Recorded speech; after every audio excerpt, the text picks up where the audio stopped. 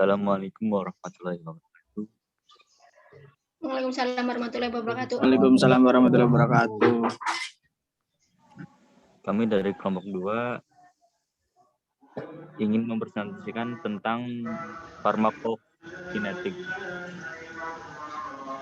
yang beranggota 1. Amela Nur Malita, 2. Aziz Supriyanto, 3. Faiza Abdalia, 4. Hairunisa Maulidia, 5. Lina Nur Amelia, 6. Muhammad Taufik Mustafa, 7.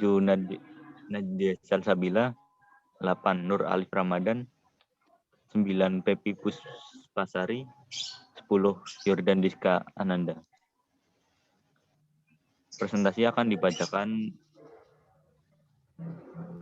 Yordan Diska Amanda dan Lina Nur Amalia. Saya persilahkan. Absorpsi obat. Absorpsi obat adalah proses senyawa obat yang dipindahkan dari tempat absorpsinya ke sirkulasi sistemik. Adapun obat yang berisiko yaitu seperti luas permukaan yang besar seperti antacid, kemampuan untuk mengikat resin, kemudian ada kemampuan untuk kelasi yaitu kation, mengubah motilasi GI yaitu metaklopramid dan narkotik, dan yang terakhir ada pengubah pH lambung yaitu ketokonazol. Contohnya seperti fluoroquinolone ditambah antasida itu harus berjarak 2 jam. Adapun 3 faktor yang mempengaruhi absorpsi obat. Yang pertama, metode absorpsi. Metode absorpsi ini sendiri terdapat 2 transport, yaitu transport pasif dan transport aktif. Transport pasif di mana tidak memerlukan energi, sebab hanya dengan proses difusi obat dapat berpindah dari daerah dengan kadar konsentrasi tinggi ke daerah dengan konsentrasi rendah.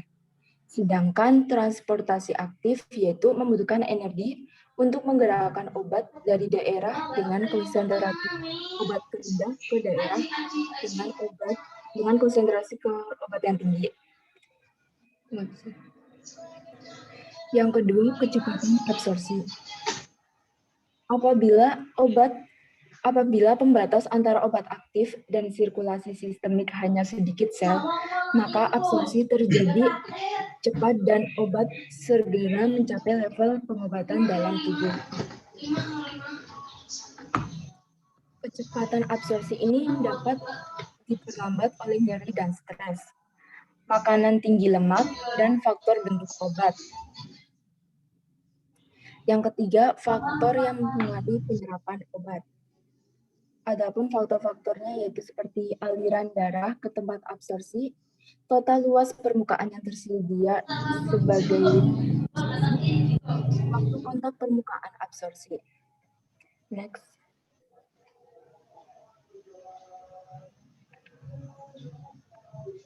Distribusi obat.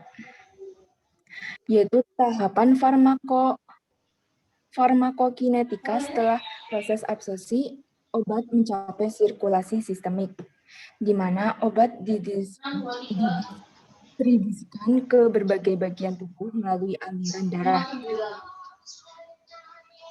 Faktor yang mempengaruhinya yaitu permeabilitas membran, di mana untuk masuk ke suatu organ, obat harus menembus semua.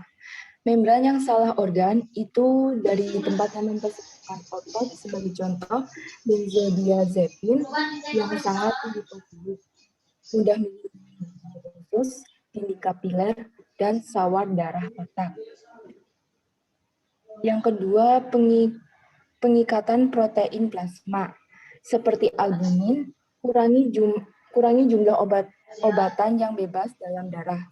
Molekul-molekul obat bebas tetapi bukan molekul obat yang terikat protein, mencapai keseimbangan antara darah dan jaringan. Yang ketiga, depot penyimpanan. Obat-obat lipofilik seperti tiopental yang bersifat sedatif berkumulasi dalam lemak. Obat-obat dari penyimpanan lemak jadi Orang yang gemuk dapat disedasi lebih lama daripada orang yang kurus yang diberi dosis yang sama. Obat-obat, ya, seterusnya.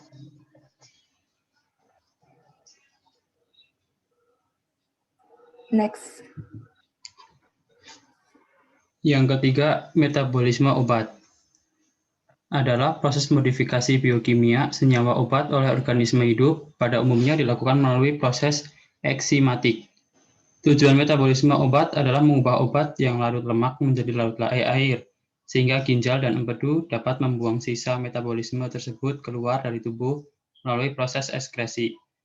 Metabolisme obat sebagian besar terjadi pada hati, namun proses ini juga bisa terjadi pada dinding usus, ginjal, paru-paru, darah, otak, kulit, dan flora usus. Faktor-faktor yang mempengaruhi metabolisme obat. Yang pertama, kondisi khusus. Beberapa penyakit tertentu dapat mengurangi metabolisme, antara lain penyakit hepar seperti sirosis. Yang kedua, pengaruh gen. Perbedaan gen individual menyebabkan beberapa orang dapat memetabolisme obat dengan cepat, sementara yang lain lambat. Yang ketiga, pengaruh lingkungan. Lingkungan juga dapat mempengaruhi metabolisme. Contohnya, rokok, keadaan stres, penyakit lama, operasi, dan cedera. 4. Usia. Perubahan umur dapat mempengaruhi metabolisme, yaitu usia bayi dan dewasa dan orang tua. Yang keempat, ekskresi obat. Organ-organ ekskresi pengertian dari eliminasi obat adalah ekskresi obat merupakan eliminasi obat dari tubuh melalui proses ekskresi atau konversi menjadi bentuk. Organ-organ ekskresi obat: ginjal,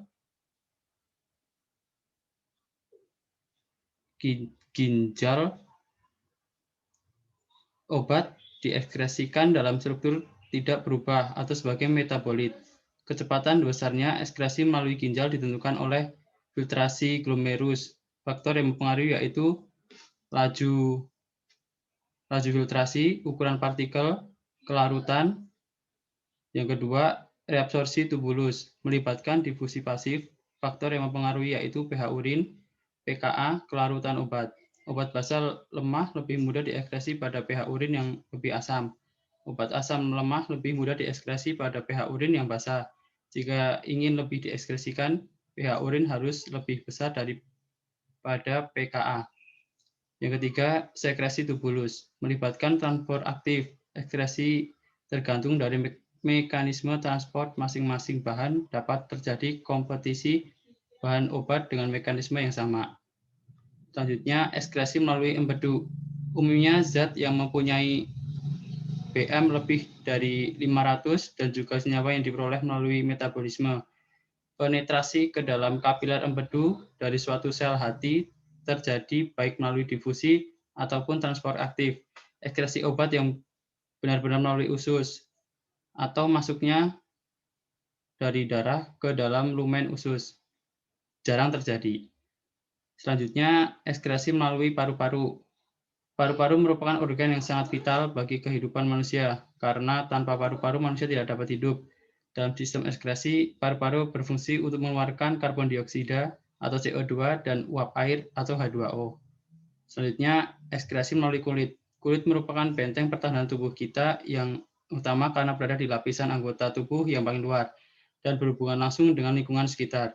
Fungsi kulit antara lain sebagai berikut: mengeluarkan keringat, pelindung tubuh, menyimpan kelebihan lemak, mengatur suhu tubuh, dan tempat pembuatan vitamin D dari provitamin D dengan bantuan sinar matahari yang mengandung ultraviolet. Selanjutnya, ekskresi dalam ASI, meskipun sedikit, penting artinya karena dapat menimbulkan efek samping pada bayi yang menyusui pada ibunya. ASI lebih asam daripada plasma, maka lebih banyak obat basa dan lebih sedikit obat-obat asam terdapat pada ASI daripada dalam plasma. Sekian dari kelompok kami. Presentasi saya kembalikan kepada Taufik.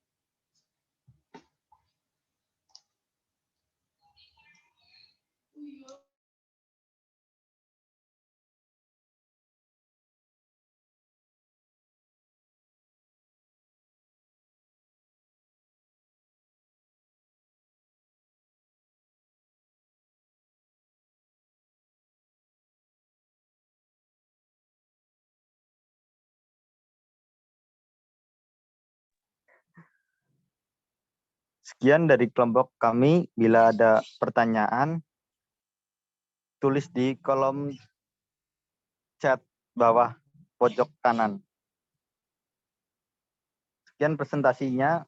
Wassalamualaikum warahmatullahi wabarakatuh. Waalaikumsalam. Waalaikumsalam warahmatullahi wabarakatuh.